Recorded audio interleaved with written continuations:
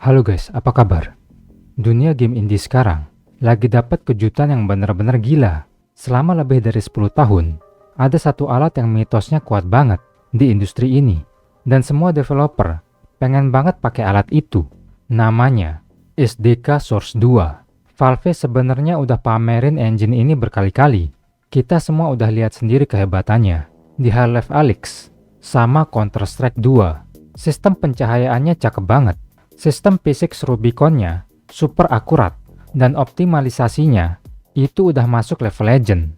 Game buatan Valve selalu kerasa mulus pas dimainin karena pondasi engine ini emang kuat. Masalahnya, selama satu dekade ke belakang, Valve ngunci rapat pintu akses engine ini. Akses eksklusif cuma dikasih buat pegawai internal atau studio gede yang jadi mitra mereka. Developer indie cuma bisa gigit jari lihat kehebatan engine itu dari luar. Mereka mentok pakai Unity atau Unreal Engine. Yang makin kesini, kebijakannya makin nyusahin developer kecil. Tapi sekarang, petanya berubah total. Pada bulan Maret tahun 2026, berita yang ditunggu-tunggu bertahun-tahun, akhirnya kejadian. Vespan Studios, studio gede yang bikin Rust sama Garry's Mod, resmi ngunci kesepakatan lisensi sama Valve. Lewat engine buatan Vespan yang namanya Sandbox, para developer sekarang bisa bikin game pakai teknologi Source 2, ngekspor gamenya jadi aplikasi mandiri, dan jual di Steam tanpa bayar royalti spesial pun. Di video kali ini, kita bakal bahas dalam-dalam soal kesepakatan rahasia ini. Kita bakal lihat kenapa Gary Newman rela ngegratisin alat secanggih ini, strategi licik tapi cerdas dari Valve, dan alasan kenapa fitur teknis Sandbox bakal bikin developer ninggalin Unity sama Unreal.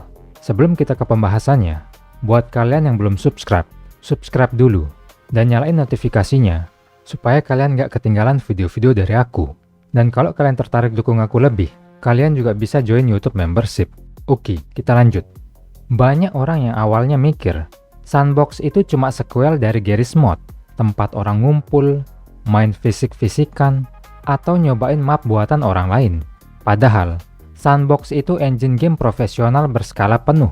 Vespan sengaja ngebangun alat ini buat ngambil kelebihan dari Unity dan Unreal, terus digabungin sama mekanik pergerakan khas Source 2. Keunggulan utamanya ada di sistem multiplayer yang udah ketanam dari hari pertama. Developer bikin game hari ini, gamenya langsung bisa dimainin online detik itu juga. Keputusan Vespan sama Valve buat ngegratisin engine ini bener-bener jadi tamparan keras buat engine lain.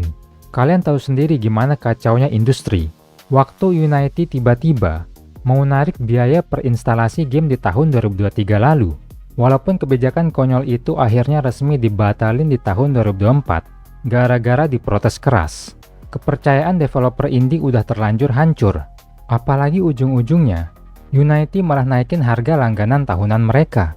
Engine raksasa kayak begini biasanya selalu nyari celah buat narik duit yang nyusahin developer kecil. Tapi Sandbox beda. Lewat pengumuman resminya di bulan Maret 2026, Vespan mastiin kalau developer bisa ngekspor game mereka jadi format executable mandiri secara gratis. Artinya, kalian bikin game horror atau tembak-tembakan di Sandbox, terus kalian jual di Steam. Pemain yang beli game kalian itu sama sekali nggak perlu install aplikasi Sandbox di PC mereka. Gamenya jalan sendiri, murni sebagai game kalian. Dan yang paling gila, kalian bawa pulang 100% keuntungannya. Kalian nggak punya utang royalti spesial pun ke Vespans atau ke Valve. Ini tawaran finansial paling masuk akal buat developer indie yang modalnya pas-pasan. Kalian pasti mikir, kok bisa bos Vespans Gary Newman ngelakuin ini? Dia udah ngasih alat super canggih, ngeberesin kodenya, tapi dia nolak ngambil duit spesial pun dari penjualan game orang lain. Jawabannya murni soal balas budi. Proses ini sebenarnya udah Gary mulai dari bulan November 2025, waktu dia pelan-pelan ngebuka akses open source buat komponen Sandbox. Gary secara terang-terangan ngomong ke media kalau seluruh karir 20 tahunnya itu ada berkat Valve. Di awal tahun 2000-an, Valve berani ngambil risiko, ngasih kesempatan buat seorang modder kecil dari Inggris. Kesempatan itu akhirnya ngelahirin Garry's Mod yang ngasilin duit jauh lebih banyak dari yang pernah dia bayangin. Gary bilang dia udah kaya raya dan nggak mau ngerusak industri dengan aturan yang bikin susah. Dia ngerasa punya tanggung jawab moral buat nerusin tongkat estafet ini. Gary pengen ngebongkar semua tembok legal dan finansial yang biasanya ngalangin anak muda buat bikin game. Dia mau ngasih momen kesuksesan yang sama kayak yang dia alamin dulu ke kreator generasi sekarang. Terus, gimana posisinya Valve di sini? Kenapa Valve nggak ngerilis aja SDK Source 2 mereka sendiri dari dulu? Kalau kalian ngikutin cara kerja Valve, kalian pasti tahu kalau mereka itu perusahaan yang super fokus ke produk. Mereka bikin alat, ya buat bikin game mereka sendiri. Engine Source 2 versi mentah itu, dalamnya berantakan banget. Kodenya dipenuhin sama sistem spesifik yang cuma jalan buat Half-Life atau Counter-Strike. Di kalangan developer, hal ini sering disebut Valve Jeng. Kalau Valve nekat ngerilis engine mentah ini ke publik, mereka otomatis harus bikin divisi baru yang isinya ratusan orang, cuma buat ngurusin komplain, benerin bug, sama ngasih tutorial ke jutaan developer indie di seluruh dunia. Valve jelas nggak mau sakit kepala ngurusin customer service semacam itu.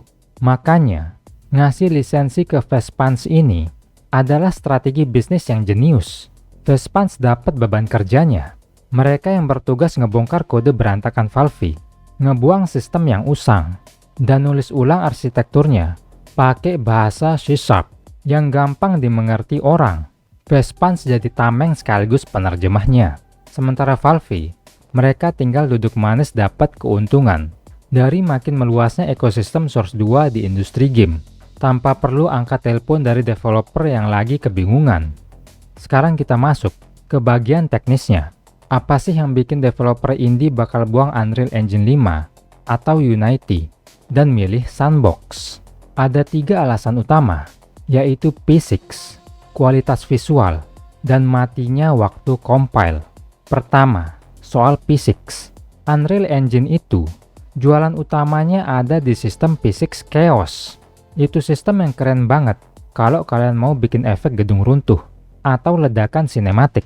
Tapi buat pergerakan karakter, sistem Unreal sering kerasa ngambang.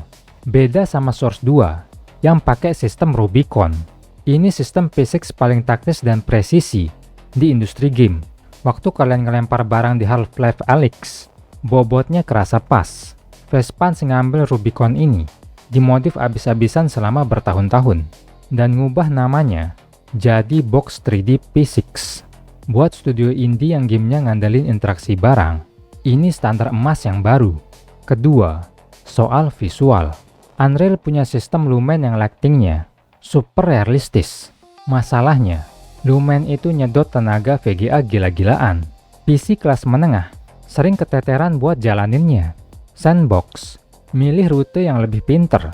Mereka gabungin sistem pencahayaan Virat 3 punya Valve sama dukungan natif Vulkan.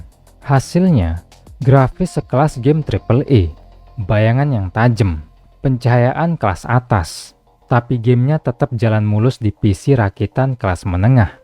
Ini nguntungin developer, karena target pasar mereka jadi jauh lebih luas. Ketiga, dan ini yang paling penting, matinya waktu compile.